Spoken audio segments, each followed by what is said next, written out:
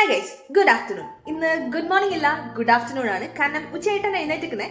അപ്പോൾ welcome to the day in my life of 12 hours shift ഉള്ള ദിവസം guys. 12 hours shift ഉള്ള ദിവസം.